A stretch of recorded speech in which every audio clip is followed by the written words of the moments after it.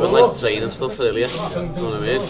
Doing little bits for him, thinking it's gonna be him. And then obviously he come out and said he's not fighting. So did you think you were going to be on the end of October card with it? No, I wanted to be on. I asked for Gagey on that card. When we saw you said you wanted Cage to do Warriors, you said. Abu Dhabi. Yeah, I wanted to be on that, but Gagey said no, because it weren't a title fight. What about Arman Sarukian? He's just one of them, lad. He thinks because his family have got money and he's been had everything handed to him plates on him for years. Oh, it'll just happen in the UFC. Lad, you're being told that he fucking pulled out that Islam fight with a bad back, when really he just couldn't make weight. He got offered to fight Gamrot and said no, and then took the most favourable matchup possible, Dan Hooker, who can't grapple, to save his man's life. Bad shit, and he nearly guillotined him. It just shows how bad Arman's grappling is to me. Oh yeah, he did. I was watching that thinking, wow, if I get you in a guillotine, you are going unconscious. And he headbutted him at the weigh-in. If he would have cut him there on his forehead, lad, he was getting cut defo. Why would you headbutt someone at the weigh-in, lad? I do think his grappling's good though, Arman. His grappling is good, he's got good wrestling. But that's his main thing, is wrestling. And he wouldn't be able to hold me down and just lie on top of me. It'd be interesting, wouldn't it, the grappling matchup? It would. It'd be good. He's got one on how the people have fought, lad. He beat Dariushu's about 48. A lot of people don't think he beat Charles. I was me included when we watched it live. I thought Charles won, and then he fought fucking Dan Hooker, lad, who's, let's be honest, shite. The last person I beat knocked Dan Hooker out in a round. Well, me and Paddy have known each other for a long time, so on a personal level, Paddy's a great guy, and it's great to see like good people doing good stuff. But from like a UK MMA point of view, like for such a small place, can have 4 champions. It's absolutely unbelievable. Well, it's a dangerous fight for Paddy, but I think it's winnable. It's definitely winnable, and I think Paddy's going to get a finish. Hey, thanks for that. Really appreciate it. Hopefully, fucking see you again, lad.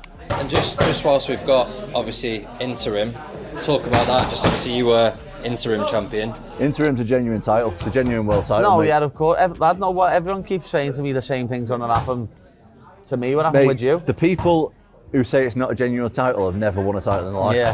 Yeah. They're the ones who say it's not. As I say though, people keep saying, oh, you're probably going to end up like Tom when you're winning, it'll get upgraded. And Why would that happen though? because people are saying Ilya's not going to be back for at least a year. I don't know. I don't know his personal situation. I don't, but people are saying it could get messy and it could end up being like 2 years if he... And just whilst we've got obviously interim, talk about that. Just obviously you were interim champion. Interim's a genuine title. It's a genuine world title. No, mate. yeah, of course. Lad, no, what everyone keeps saying to me, the same thing's going to happen to me. What happened with you? The people who say it's not a genuine title have never won a title in their life. Yeah. They're the ones who say it's not. As I say though, people keep saying, oh, you're probably going to end up like Tom when you're winning, it'll get upgraded. And Why would that happen though? because people are saying Ilya's not going to be back for at least a year. I don't know. I don't know his personal situation. I don't, but people are saying it could get messy and it could end up being like 2 years. Tension around Paddy Pimblett is mounting rapidly as Justin Gaethje draws nearer, and inside the gym, every session carries a heavier, sharper, and more deliberate intensity. This is no longer about jokes or popularity. It's about survival at the elite level.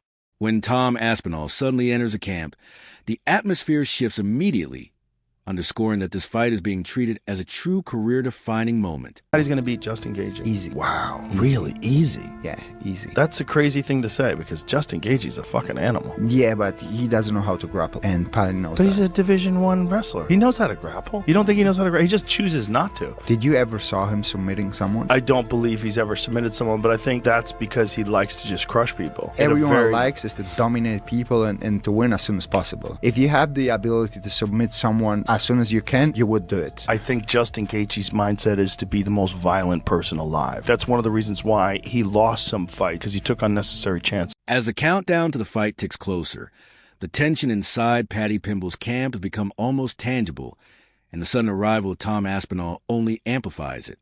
This is no casual visit.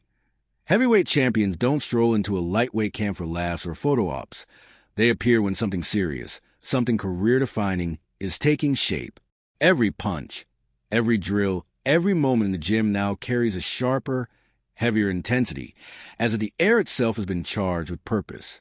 The presence of Aspinall sends a clear message not just to Paddy or his team, but to the world watching. This isn't just another contender bout. It raises the stakes in the matchup with Justin Gaethje to a level that feels closer to a title fight, where every decision, every combination, and every strategy could pivot the trajectory of a career.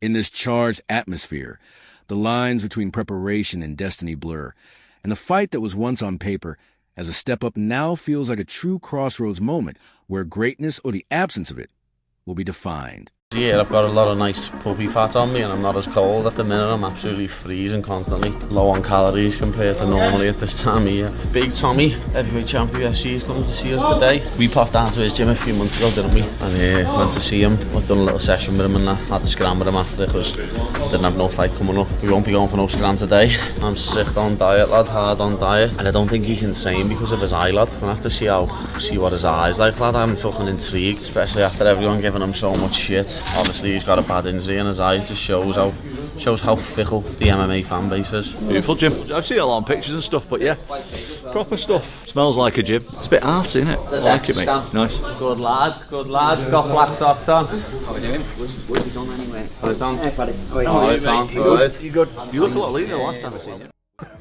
Okay, speaking of grappling, we see that Arman Tarukian is so active in grappling, you know? Listen, man, this guy might just be the best lightweight in the world. Since Islam's gone, he's really good, man. He's big, he's strong, he's physical. The champion, Ilia Topuria, is tremendous. I think Ilia and Arman are the two best guys in the world. I think they need a fight at some point because I think Paddy Pimblett is awesome. Justin Gaethje's awesome. Arman and Ilia seem to have something, and not only something in terms of skill, but between the two that we could build a great fight around, right? So yeah, I think Arman's fantastic though, man. He's good. He looked great against Dan Hook. Every movement in Paddy Pimblett's camp now feels deliberate, from grueling drills to careful recovery, even to the smallest conversations. Because he is preparing for a fighter like Justin Gaethje, someone who can end a night with a single mistake. The tone has shifted from loud confidence to a quiet intensity, the kind that only surfaces when a fighter truly understands what's at stake if things go wrong. As the Gaethje fight approaches, the weight cut begins to bite harder than usual, draining both energy and patience, and Tom Aspinall's visit during this phase underscores the sheer reality of top-level fighters. Preparation happens when the body feels weakest and discipline matters most. Paddy cannot ignore how quickly the MMA fan base turned on Aspinall during his injury setback, a harsh reminder of how unforgiving this sport can be, where momentum outweighs context and injuries erase goodwill no matter how dominant or exciting a fighter has been. For Aspinall, the setback has never been about pain, but about patience, as an eye injury brings uncertainty rather than timelines, forcing him into a waiting game where doctors prioritize long-term health over immediate returns, leaving a fighter ready to compete, but unable to move forward. Now that surgery is finally on the table, the timeline remains unclear, making recovery a stop-and-start process that challenges fighters mentally as much as physically, serving as a reminder that some of MMA's toughest battles occur outside the cage, where time, doubt, and circumstance were on even the strongest competitors. Both Aspinall and Paddy understand the brutal reality of fan perception, where one dominant performance creates stars and a single close fight sparks criticism, forcing fighters to cultivate emotional distance in a sport defined by hype cycles, instant judgment, and relentless comparison. Like that. No. They jump on and off bandwagons, fans, lad. Like everyone loved me after I beat Jordan Lever, and then when I've had that close fight with Jared Gordon, everyone hated me. And then now people are back on the bandwagon, so it's one of them. You just got to get on with it. Tom will come back and fucking knock Gan out, and then everyone will be sucking his arse again. That's just the way the world is, especially MMA fans. Very, very fickle. But sports fans in general, so it's one of them. You loved one minute, you hated the next, and then you loved again. Mate, you know what I think a lot of the time? My success, my record that I've got and finishing fights really quick, like if I don't finish the fight in the first minute, people think I'm looking shit. Yeah, people are like, oh shit, he's not looking good today. It's like, well, no, we're just evenly matched and we're having a fight. I've not punched him properly yet. It's been pretty smooth sailing as far as fans with me and stuff, but the tide has turned. But I've got a lot of good stuff as well. It's not all bad. But you know what, mate? It's just thickened my skin up a little bit, and you just got to see it for what it is. Dirty bastard, isn't he? Needs to cut his fingernail. And stuff earlier, you know what I mean? Did a little bit for him, thinking it's gonna be him, and then obviously he come out and said he's not fighting. So did you think you were going to be on the end of October card with him? No, I wanted to be on. I asked for Gaethje on that card. When we saw you, said you wanted Cage to do Warriors, you said. Abu Dhabi. Yeah, I wanted to be on that, but Gaethje said no because it weren't a title fight. What about Arman Sarukian? He's just one of them, lad. He thinks because his family have got money and he's been had everything handed to a plate on him for years, oh, it'll just happen in the UFC. Lad, you've been told, like he fucking pulled out that Islam fight with a bad back, when really he just couldn't make weight. He got offered to fight Gamrot and said no, and then took the most favourable matchup possible, Dan Hooker, who can't grapple, to save his man's life. Bad as shit, and he nearly guillotined him. It just shows how bad Armin's. Well, me and Paddy have known each other for a long time, so on a personal level, Paddy's a great guy, and it's great to see like good people doing good stuff. But from like a UK MMA point of view, like for such a small place, can have 4 champions. It's absolutely unbelievable. Well, it's a dangerous fight for Paddy, but I think it's winnable. It's definitely winnable, and I think Paddy's going to get a finish. Hey, thanks for that. Really appreciate it. Hopefully, fucking see you again, lad. So boring. And obviously, we've got to say about lightweight, where after Paddy gets the win, what happens next with that?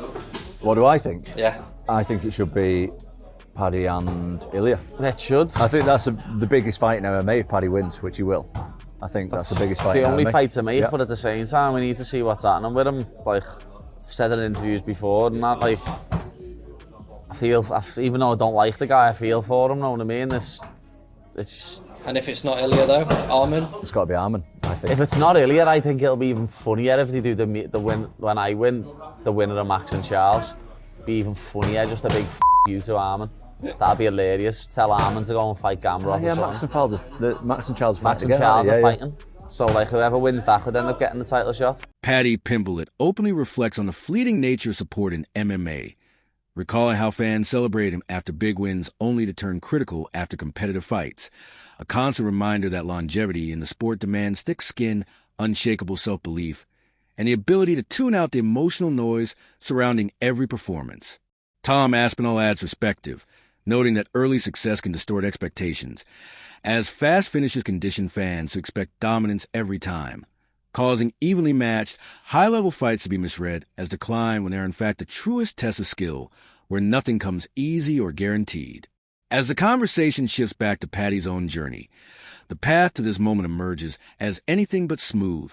Shifting opportunities, canceled or delayed matchups, including earlier pushes for Justin Gaethje that never materialized, highlight the unpredictable nature of UFC matchmaking, even for fighters who are winning and drawing attention. With Aspinall beside him, the contrast becomes clear between those who chase dangerous matchups and those who wait for favorable conditions, and Paddy makes it evident that, in his view, legitimacy is forged through risk, pressure, and hard-fought battles rather than timing, convenience, or comfort, defining a fighter not by the moment of ease, but by the challenges they willingly face and overcome. Title shot. And just whilst we've got, obviously, interim, talk about that. Just obviously you were interim champion. Interim's a genuine title. It's a genuine world title. No, mate. yeah, of course. I know what everyone keeps saying to me. The same thing's going to happen to me. What happened Mate, with you? The people who say it's not a genuine title have never won a title in their life. Yeah. They're the ones who say it's not. As I say though, people keep saying, oh, you're probably going to end up like Tom when you're winning, it'll get upgraded. And Why would that happen though? because people are saying Ilya's not going to be back for at least a year. I don't know. I don't know his personal situation. I don't, but if people are saying it could get messy and it could end up being like Could it? 2 years if he... He's not giving Arman a title fight. I don't know. I don't know why Armin's not fighting for a title. I really don't. I've heard the reason because of what happened in Los Angeles. I thought that by weighing in as the backup fighter when Ilya fought Charles, and then by going and fighting Charles Oliveira or Dan Hooker, it would be okay. I don't know. I don't know what the conversations that they're having behind closed doors are, because they're telling him something that's making him okay with it, right? Because if he wasn't okay with it, he would be more loud about him not getting his opportunity. Yeah. So I kind of defer to, they know more than we do, and so we got to kind of accept it for what it is, because it seems like Armin is doing that. Like with other injuries, they just fix them straight away. With eyes, they try and let them, because it's obviously risky, try and let them heal naturally. So we're getting surgery on this eye, keeping me out for a little bit. Not sure how long just yet though. So got a meeting about it soon. So it's just been a slow process, been a nightmare to be honest. Mate, 3 times they did it in 1 round. I know. I think the point of the thing should be sacked off. Just if you do twice in a round, then I get to do 1 back. I reckon that makes sense. Mate, they're the best one. Why is that? That's fair though, isn't it? First one's an accident, second one, you're doing it on purpose, aren't you? I train with little gloves on anyway, as you've just seen. Looking ahead, the lightweight division suddenly feels volatile, as a victory for Paddy Pimblett would open doors to a range of massive scenarios. From a blockbuster clash with Ilia Turia to unpredictable matchups involving Arman Tsarukyan or the winner of Max Holloway and Charles Oliveira, each carrying major implications for rankings, momentum, and career trajectories. When the conversation turns to the interim title, both Paddy and Tom Aspinall are unequivocal. An interim belt is a legitimate world championship, and critics dismissing it are speaking from a place of inexperience, failing to grasp how timing and opportunity often matter more than raw talent in shaping a fighter's career. Zooming out, voices like Daniel Cormier, Joe Rogan, and Chael Sonnen frame this moment as bigger than a single fight, highlighting that Justin Gaethje, Paddy Pimblett, and the lightweight division itself are standing at a crossroads where careers, legacies, and momentum collide, and where every outcome carries ripples that would define the division for years to come.